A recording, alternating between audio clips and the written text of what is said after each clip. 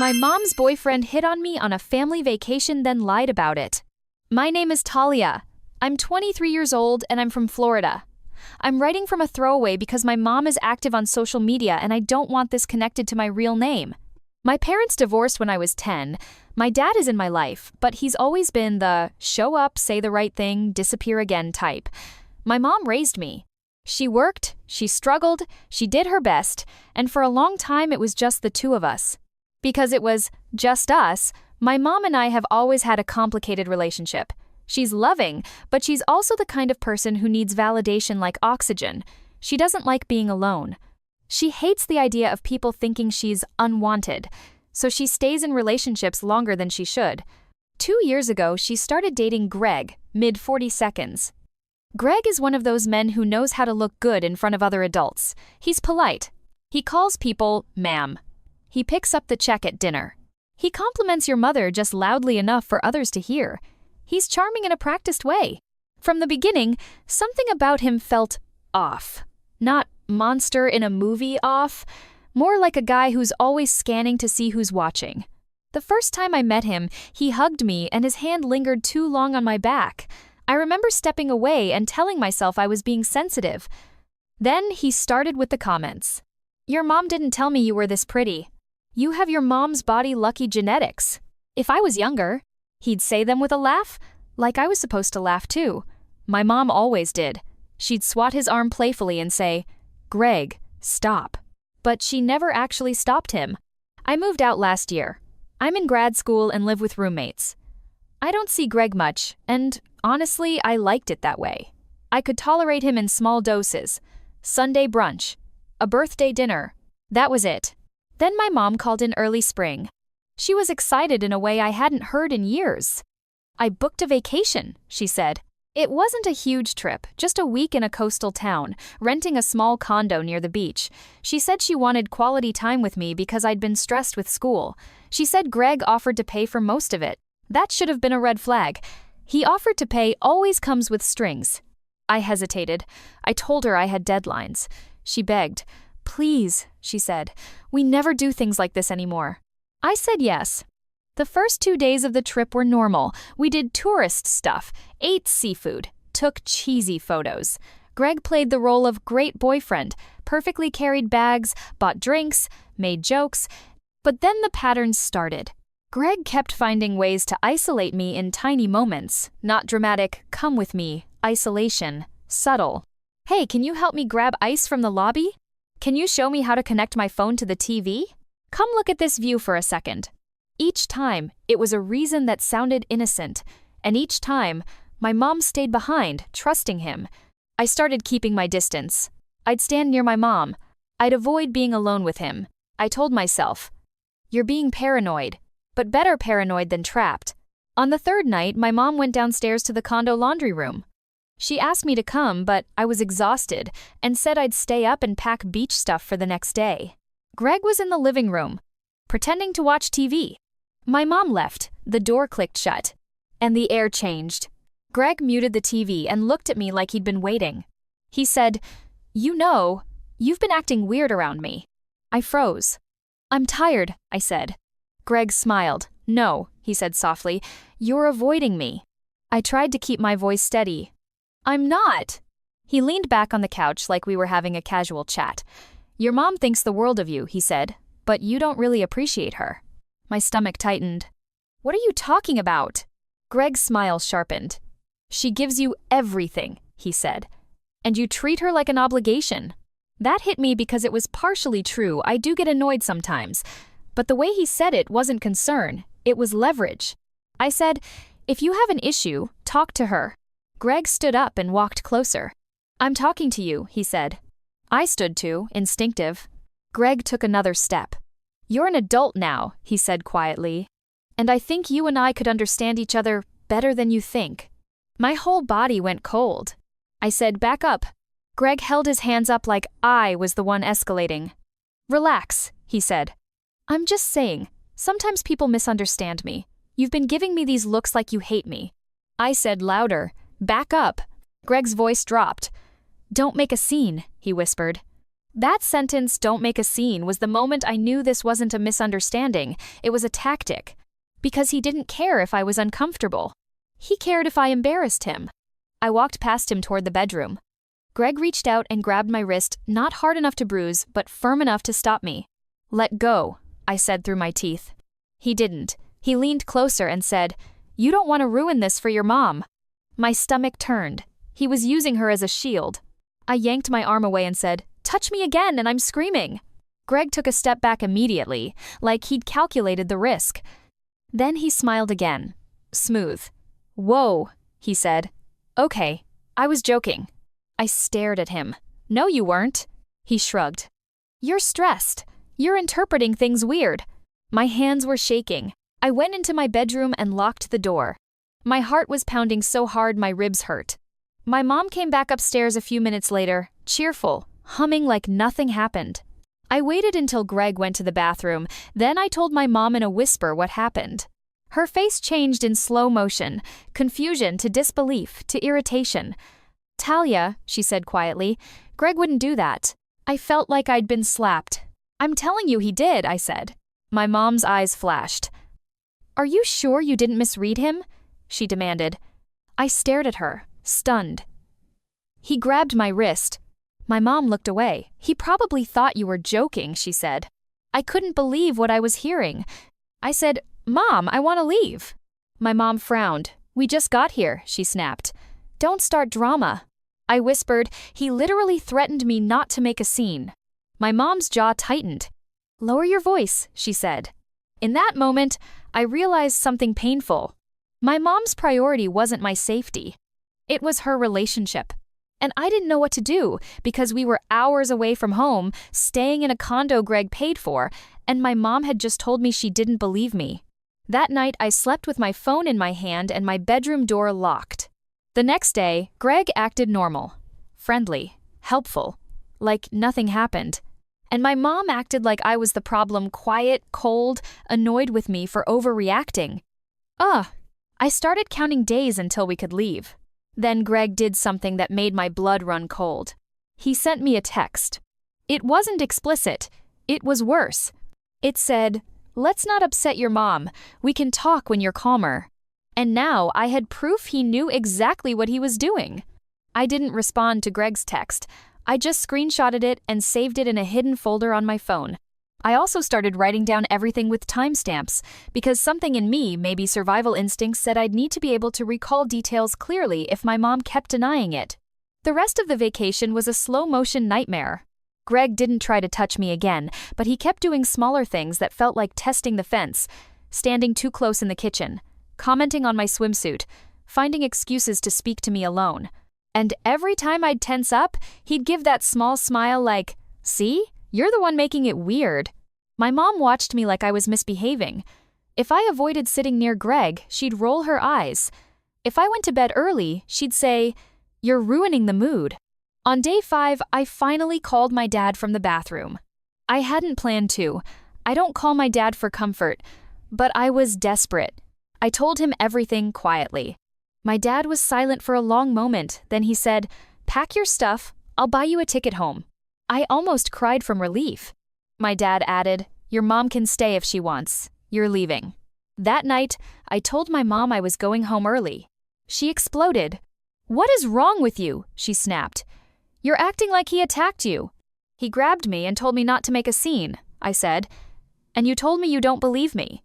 My mom's eyes filled with tears, but not the sad kind, the angry, self-pity kind. "You're trying to ruin my relationship," she said. I stared at her. "I'm trying to be safe." She shook her head. "You're jealous," she said. "You always have been." That sentence hit like poison. Because it was so unfair, I couldn't even argue. I grabbed my suitcase and started packing. Greg appeared in the doorway, calm. "Hey," he said gently. "Let's all take a breath." I turned toward him and said, loud enough that my mom couldn't pretend she didn't hear, "Stay away from me." Greg held up his hands. "I don't know what you think happened," he said, "but I'm sorry if you felt uncomfortable." Sorry if you felt. The classic non-apology. My mom looked between us, overwhelmed, then turned her anger back on me because I was the easier target. "You're leaving me here," she hissed. "You chose him," I said. I left that condo shaking. My dad bought me a flight for the next morning. I spent the night in a cheap hotel near the airport, door locked, chair wedged under the handle like I was in a thriller movie. When I got home, my roommates hugged me like they knew something was wrong. I didn't tell them details. I just said, family stuff. My mom didn't call for 2 days. Then she sent a text. "I can't believe you embarrassed me like that. Greg is hurt." I replied, "Greg crossed a line. I have proof. If you want to see it, I'll show you." My mom responded, "Don't send me anything disgusting." That made me laugh in a dark way, because it showed where her mind was. She'd rather imagine I was being inappropriate than imagine her boyfriend was. A week later, my aunt, my mom's sister, called me. She sounded cautious. "Your mom told me you're accusing Greg of something," she said. I said, "I'm not accusing, I'm describing what happened." My aunt sighed. "Talia, you need to be careful. Men can get their lives ruined by misunderstandings." I felt my stomach drop. "What about my life?" I asked. My aunt didn't answer. That's when I realized Greg had started shaping the narrative. And if I didn't control the truth quickly, I'd become the villain in my own story. So I did the one thing I had avoided my entire adult life. I exposed it to the family group chat. Not with a dramatic paragraph, just facts. I wrote, "I left vacation early because Greg grabbed my wrist, told me not to make a scene, and later texted me, 'Let's not upset your mom. I'm not comfortable being around him. Please respect that.'" Then I attached the screenshot of his text, no graphic content, just his attempt to control the situation. The group chat exploded. Some relatives said, "What?" Others said, "This is private." My grandma wrote, "Call me." My cousin wrote, "Men are pigs." My mom called me screaming. "You had no right," she shouted. "You humiliated me." I said, "You didn't believe me, so I documented it." She cried and yelled at the same time, "You're trying to take everything from me." I replied, calm, "I'm trying to keep him from taking anything from me." Then she hung up. That night, I got a DM from someone I didn't expect. Greg's ex-wife. She wrote, "Hi, I saw the group chat screenshot someone sent me. Are you okay?" My blood ran cold. Because if his ex-wife was reaching out, it meant this wasn't new. Greg's ex-wife Nina asked if we could talk on the phone. I hesitated because I didn't want to become part of gossip or drama, but something in my gut said I needed to listen. We spoke that evening. Nina's voice was calm in a way that sounded practiced, like someone who'd explained the same painful truth too many times. She said, "First, none of this is your fault. Second, he has a pattern." My chest tightened. "What kind of pattern?" I asked. Nina paused, then said carefully, "He pushes boundaries. He does it in ways that are deniable. Then he flips it on you if you react." Exactly. She told me when they were married, Greg would flirt with her younger friends, then claim he was just being friendly. He'd stand too close, touch someone's arm, then make a comment always small enough that the woman would feel silly calling it out. And if I confronted him, Nina said, he'd say I was insecure, jealous, crazy. Crazy, the word my mom practically used without saying it. Nina said the reason she divorced him wasn't one big incident. It was the constant reality twisting, the slow feeling that she couldn't trust her own perception anymore.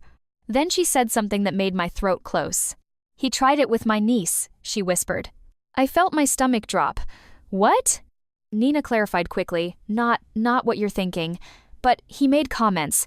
He tried to isolate her at a family party. She told me she felt uncomfortable. When I confronted him, he said she was mature for her age and that I was sexualizing it. I went cold. Nina said that was the moment I knew I had to get him out of my life. We sat in silence on the phone for a moment.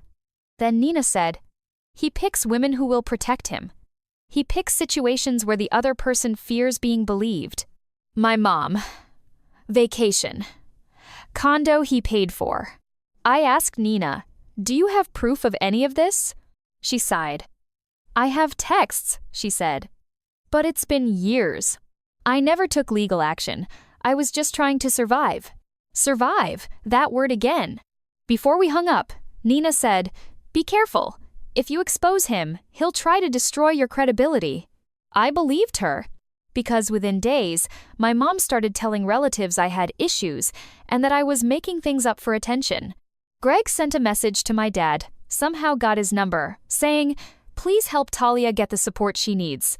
Support, as in therapy, as in she's unstable. My dad replied, "Do not contact me or my daughter again." Then he blocked him.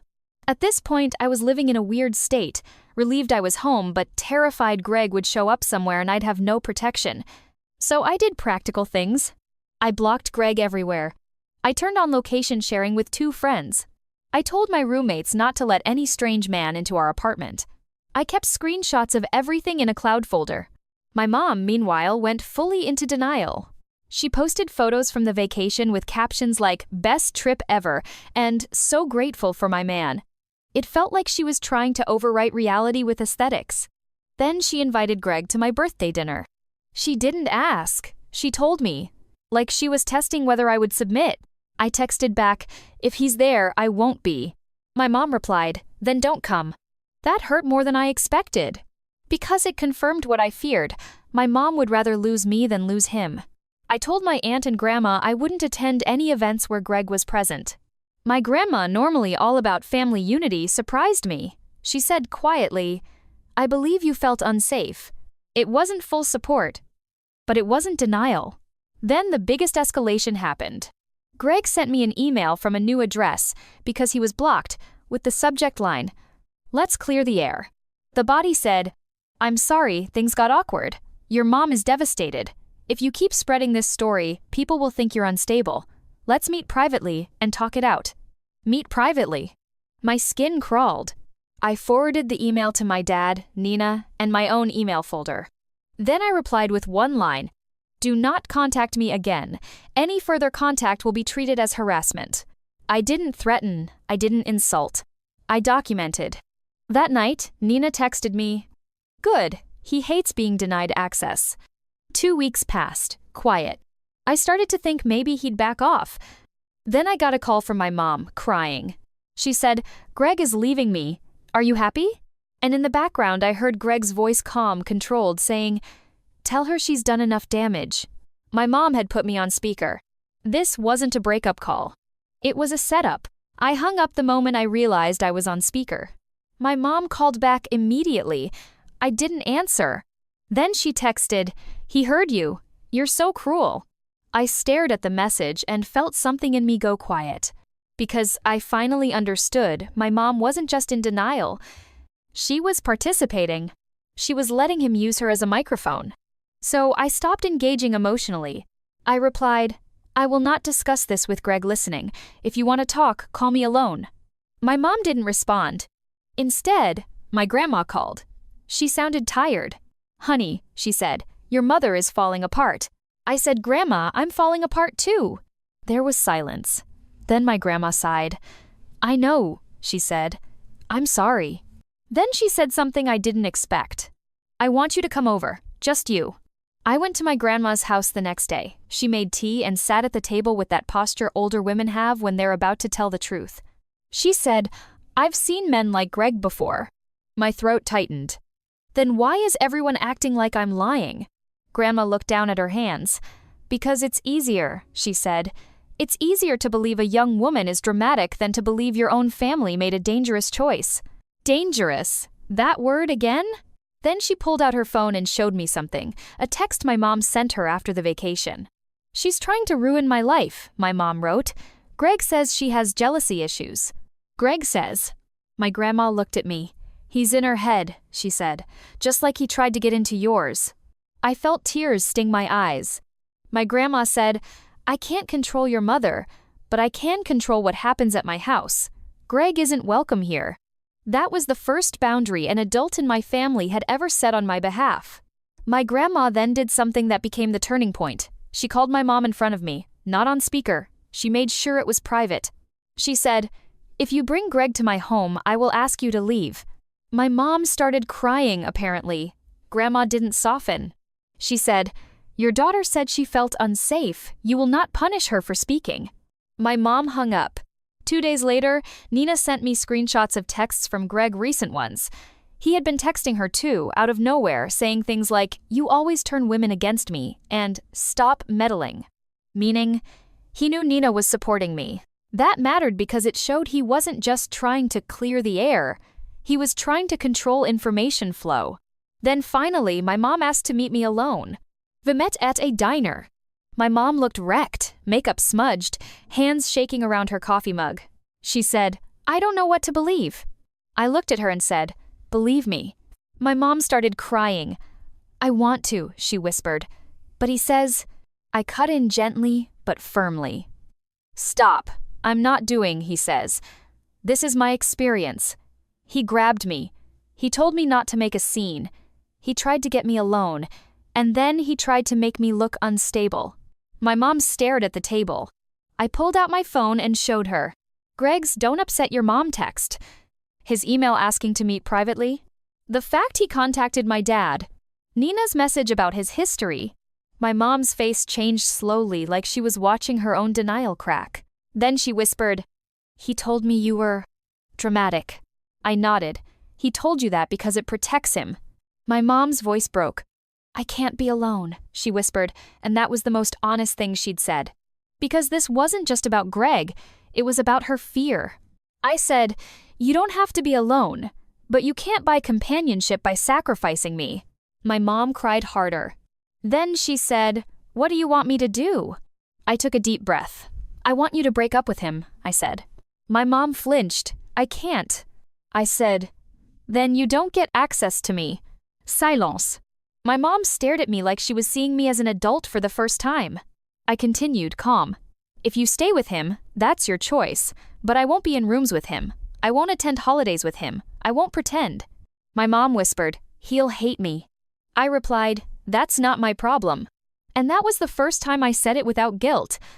A week later, my mom texted, "I told him to leave." And so, I stared at the message for a full minute before I believed it. Then she added, "He called you a liar. He said you ruined everything, but he's gone." I felt relief until my phone rang. Unknown number. I answered, and Greg's voice said, calm and cold, "You think you won? This isn't over." I hung up immediately. My hands were shaking so badly I dropped my phone on the couch. Then I did what I should have done from the beginning. I documented the call. Date, time, number. I texted myself the details so it was time-stamped. I told my dad and grandma. My dad said, "If he contacts you again, we file a report. No drama, just action." The next day, Greg sent a final email from another address. "You'll regret destroying your mother." That line was so manipulative, it almost felt scripted. I forwarded it to my attorney consult. Yes, I scheduled one not to sue him, but to understand protective options. The attorney said, "This can support a harassment pattern if it continues. Keep everything." Then something unexpected happened. My mom called me. She sounded small. "He's been doing this to me too," she whispered.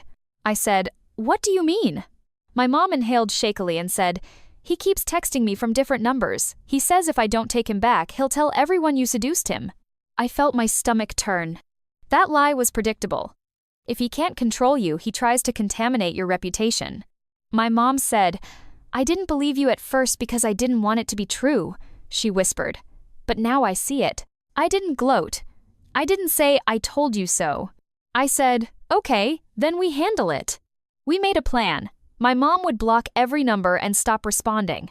She would save messages. She would tell her workplace not to give information. She would stay with my grandma for a few nights if she felt unsafe. I also set my own boundaries. I'm not seeing my mom alone for a while. I'm not going anywhere without telling 2 friends. No surprise, family visits.